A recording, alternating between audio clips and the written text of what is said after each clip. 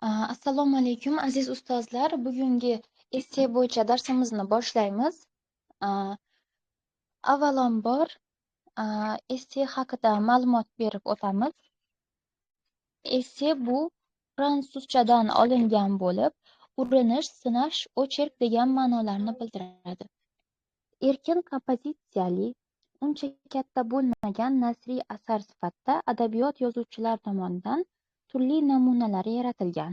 Esselar mavzu nuqtai nazaridan falsafiy, tarixiy, tarix-biografik, publitsistik, adabiy-tanqidiy, ilmiy-ommabop hamda sof belletristik kabi turlarga bo'linadi.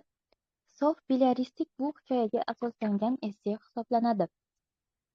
Essening ta'limiy turida asosan biz essening ta'limiy turini yozamiz va bunda jamiyatdagi biror muammoli vaziyat beriladi.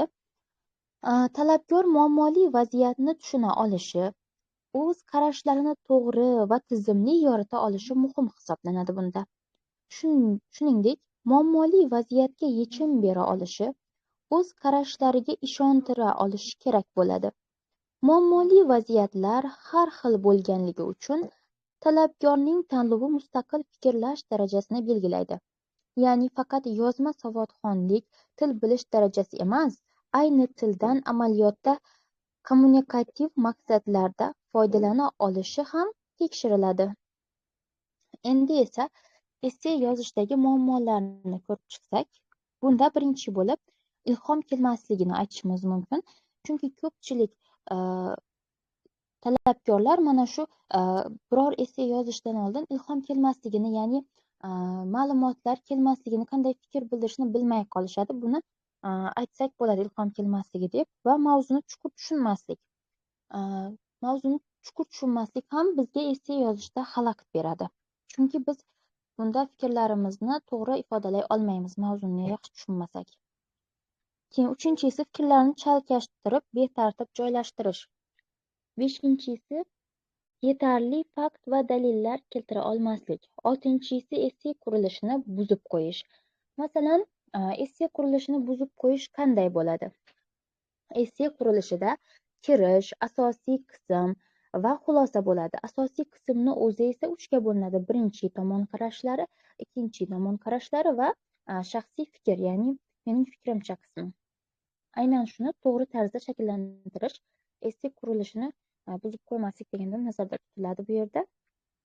Keyingisi esa yakuniy xulosani aniq qo'ya olmaslik ham esse yozishdagi muammolarga kiradi.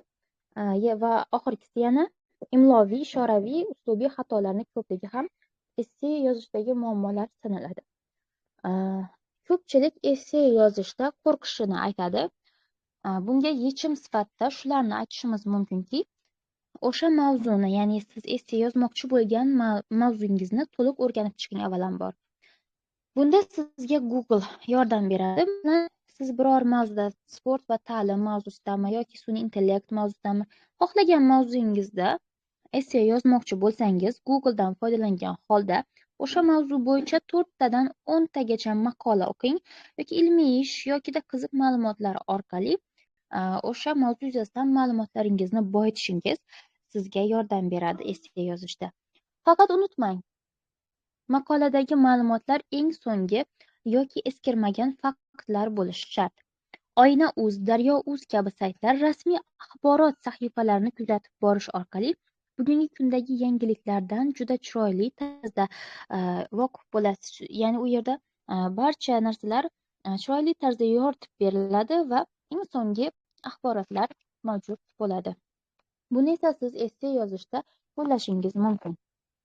Keyin esa mustaqil fikrlash darajasini oshirish ham bizga 70+ esse yozishda yordam beradi.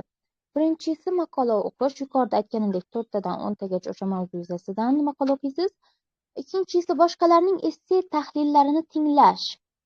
Ya'ni shu yerda ko'pchilik xatoga yo'l qo'yadi. Asosan yuqori balli esselarni tinglaydi, ammo past ballilarni unchalik tinglamaydi. Agarda siz o'zingiz yozgan esse ballingizdan ko'ra past ball olgan insonlarning esselarini ham ko'rganingizda, ya'ni ularga berilgan tahlillarni eshitganingizda ulardagi xatolarni takrorlamasligingiz mumkin bo'ladi. Keyin esa o'zingiz yozgan essengiz olgan balldan yuqoriroq ball olgan esselarni tahlilini eshitganingizda siz ham ilhomlanib, undan yanada ajoyib, yanada yaxshi, mukammalroq esse yozishingiz mumkin bo'ladi. Uchinchisi esse ko'proq yozish, ya'ni aytishadiki, bilim takrorlash mevasidir. Ya'ni siz ham takror bir ishni qilaverishingiz natijasida bu yanada yaxshilashib boradi. Shu jumladan esseni ham ko'proq yozish sizga yordam beradi.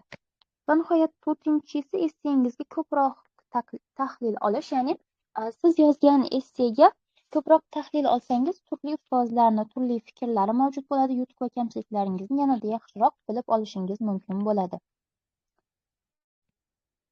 Keyin esa shuni unutmaslik kerakki, esseni o'rganishda dunyoqarashi keng bo'lgan ustozni tanlang, chunki ko'pchilik ustozlar qotib qolgan qolipda esse yozishni o'rgatishadi. Tezisda hamma vaqt bo'sh yoki aslida so'zlarni qo'llashni o'quvchilar ongiga singdirishadi va bu xato. Chunki esse qanchalik individual bo'lsa, 70+ ball olish imkoniyati ham shunchalik ko'p bo'ladi. Endi esa esse yozishni o'rganishni kechiktirish xato ekanligini ham aytib o'tish kerak. Endi esa quyidagi 8 ta qoidaga mos esse yozsangiz, unutmang, ballingiz past chiqmasligi aniq. Shuning uchun bularni albatta qayd etib qo'ying. Birinchisi, essega qiziqarli mavzu tanlash. Yuzlab essega mavzu bo'la oladigan muammoli vaziyatlar mavjud. Siz esa eng sara va o'zingiz uchun qiziq mavzularni tanlang. Ikkinchi, esse strukturasini shakllantirib olish. Struktura aniq jumlalar degani emas, struktura qurilish. Mana shu strukturani ijodkorlik bilan o'zingizniki qiling, qolip asosida emas, yuqorida aytganimdek. Uchinchisi esa original kirish yozish. Kirish qayta mulohazalash va tezisning to'g'ri qo'yilganligi bilan originallashadi. To'rtinchisi tezisni to'g'ri qo'yish. Tezis bu asosiy qismda vaziyatga yechimni aniq topishga undovchi fikrdir. Beshinchisi asosiy qismni taqsimlash, tomonlar va sizning qarashlaringizni yaqqol ko'rsatish, ya'ni birinchi, ikkinchi tomon fikrlarini ham va o'zingizni fikringizni ham aniq va ravon, yaqqol tarzda ko'rsatib berishingiz. Ayniqsa, mening fikrimcha qismida yangicha ma'lumotlar berib, o'z fikringizni to'liq ifoda etib, ularni ishontira olishingiz kerak bo'ladi. Oltinchisi, fikrlarni ketma-ketlikda shakllantirib olish. Agar fikrlar chalkashsa, o'z kuchini yo'qotadi, buni unutmang. Yettinchisi, so'zlar miqdorini chegaralash. So'zlarni 250-300 ta atrofida yozish. Va nihoyat, 8-si, xulosani nishonga tegadigan qilib yozish. Xulosa o'quvchini mulohaza qilishga emas, qarashlaringizni tasdiqlashga sabab bo'lsin. Buni unutmang. Endi esa biz siz bilan birgalikda bir mavzuda esse yozishni ko'rib chiqamiz. 70+ ballga loyiq bo'ladigan esse yozishni. Birinchi esse mavzumiz quyidagicha. Migratsiya jarayoniga ikki xil munosabat shakllangan.